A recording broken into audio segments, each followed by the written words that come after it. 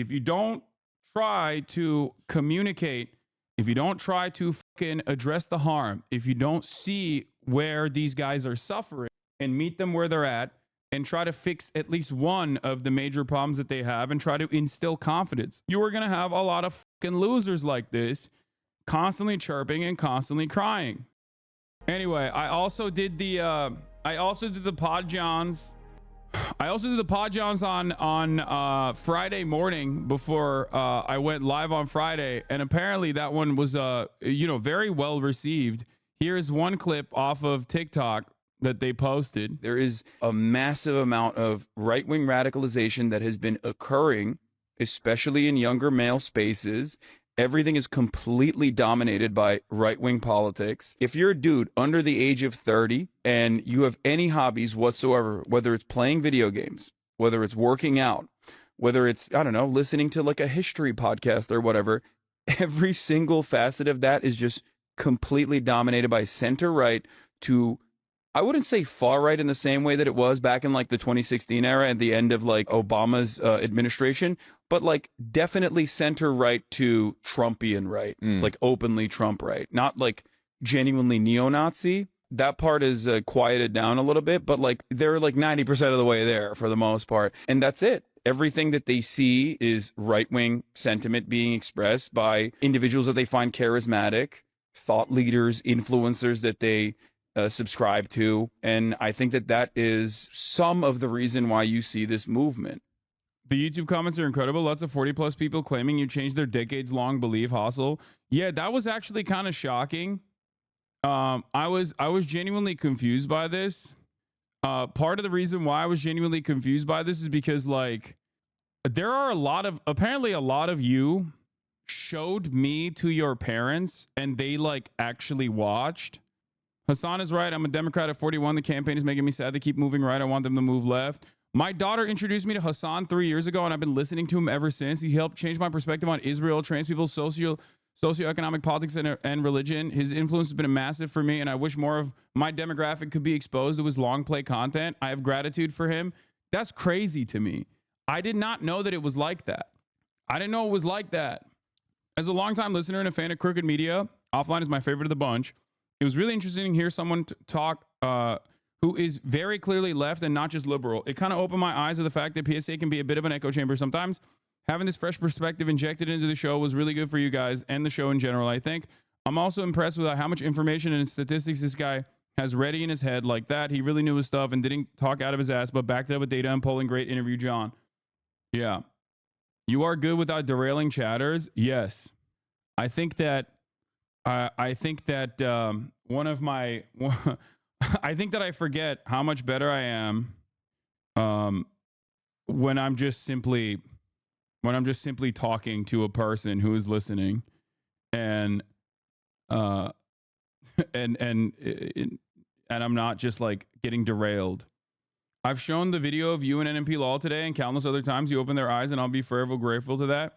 Yeah, I think the conversation that me and Nick Paulum had, which is ironic because like if you ask LSF or if you ask like weirdos, the only takeaway from that was, he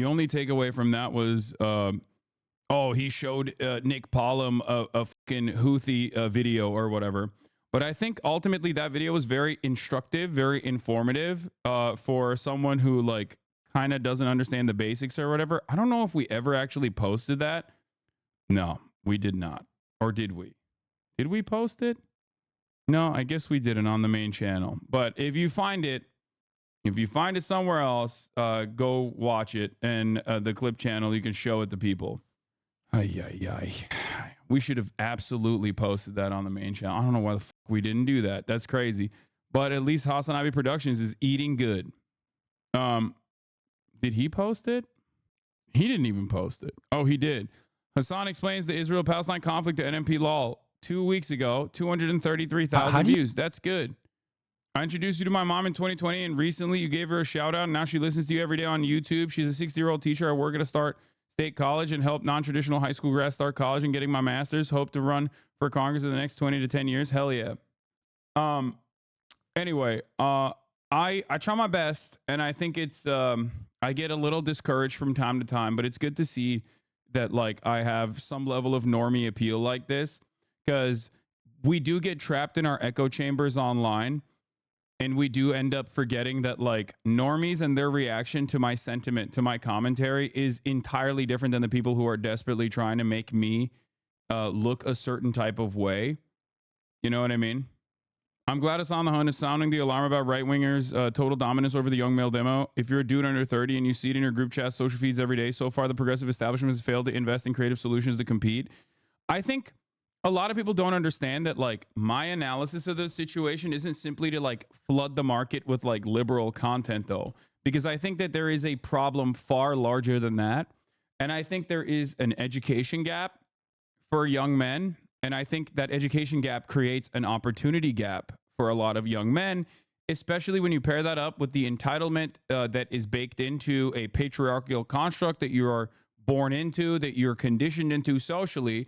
When your expectations of what society is supposed to be designed around does not match the output, does not match your outcomes, you end up becoming resentful. Okay, you end up becoming resentful, you end up becoming angry, and you find yourself infinitely more susceptible and infinitely more open to and primed to right-wing radicalization. There's the other side of this, of course, that is like really silly, but I think a lot of people ultimately look at this stuff and say, oh, it's because the left is so intolerant towards men or whatever. I'm not. I'm a man. I'm very bro-y. Sometimes the other aspects of the quote unquote online left get mad at me for those particular values or the aesthetics. But it doesn't really matter. It doesn't really matter, right? It literally doesn't matter. It like in the eyes of so many of these people that like watch, I guess like Sneeko or watch Aiden Ross, like they don't see me as a masculine figure regardless. They see me as a pussy. And I think that is, in some ways, wish casting, because they see me as a pussy, basically, because like I'm a liberal in their minds. I'm a libtard, right? So for them, they don't like it's more so just like the ideology. That's what matters more, not like your physical presence, not the way that you carry yourself. None of that matters. What matters is, are you a right winger or not? If you're a right winger, that means you are actually a masculine figure.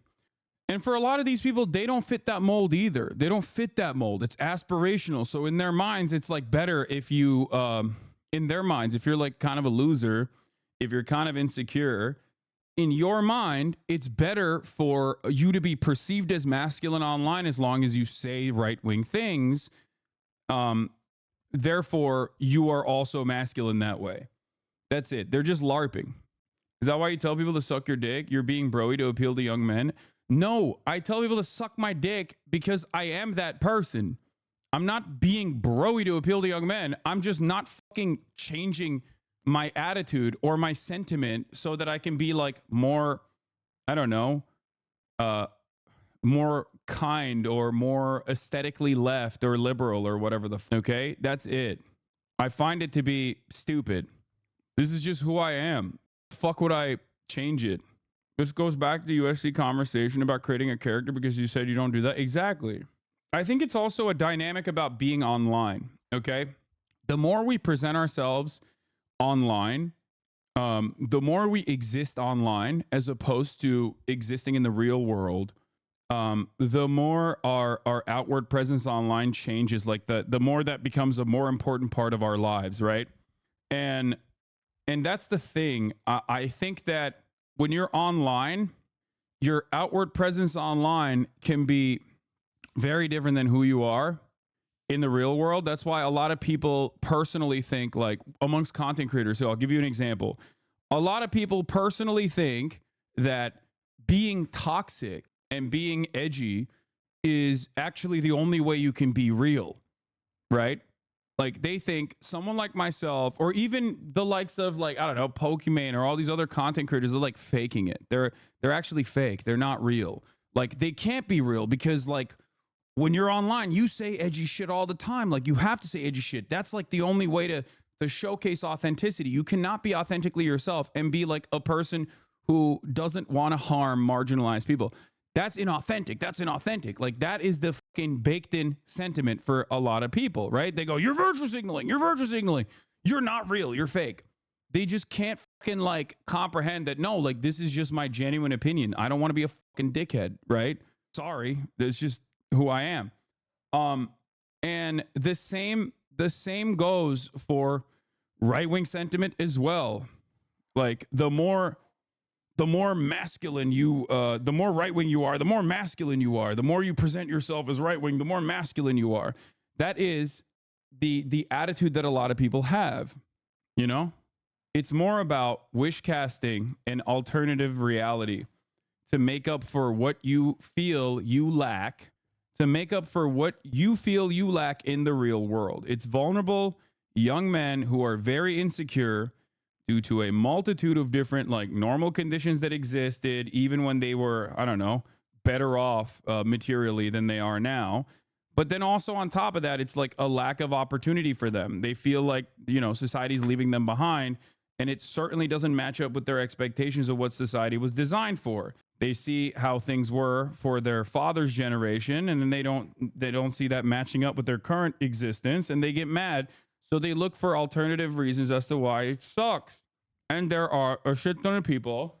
There are a shit ton of people out there that will immediately go, yes, perfect. It's because of bitches. It's because of girls that have not fucked you. That's the reason why everything sucks, you know? Yeah, it's because of black and brown people coming into America, and it's like stealing your jobs and your opportunity. You were supposed to get that, but you didn't. DEI, woke, all this shit. It's a great way. It's a great puzzle piece for a lot of men who are seeking out answers. If you don't try to communicate, if you don't try to fucking address the harm, if you don't see where these guys are suffering and meet them where they're at and try to fix at least one of the major problems that they have and try to instill confidence in them, you are going to have a lot of fucking losers like this constantly chirping and constantly crying. Isn't it just optics and don't have any substance? Like, one thing that I used to say all the time that I kind of brought up in the Pod Save America episode as well was that it's counterculture as well that plays a role in this. Like, I called it immediately. As soon as Joe Biden was the presidential candidate, I was like, we're going to go back to the culture war shit. And we did, right? We did. But the thing is, it wasn't Pod Save America. Sorry. It was one of the Pod Johns' episode is called Offline, I think. But we went there. We're there now. We're back in that space. And one of the things when Trump was president that I used to tell people all the time was, hey, notice how your life isn't fucking better? Because right-wingers were coming to my community all the time with the same resentments and the same anxieties and the same anger that they had towards trans people, towards gay people, towards black people, brown people, immigration. And I would always ask him, like, okay, Trump is president. Why hasn't your life gotten fixed? And they had no answer for it, because that's just immaterial at the end of the day. In, you know, from where they're standing, obviously, it's not immaterial for black people, brown people, trans people, but like, it is immaterial for them because it doesn't matter. Like, harming undocumented immigrants in the country is not going to save your life. It's not. It's not going to fix your life at all. It's not going to make it better. It's just a simple distraction that they're using. It's a vehicle for the Republican Party to focus and funnel your frustration towards an acceptable, appropriate target, because they don't want you to ever think about the way the society is designed. They don't want you to think about who's actually causing you harm. Don't get mad at your boss. That's a capital owner. That's a good guy. That's a productive force in this society. You, on the other hand, should get mad at people who have less than you. And the more insecure you become and the more scared you are of your future, the more susceptible you are to this sort of priming.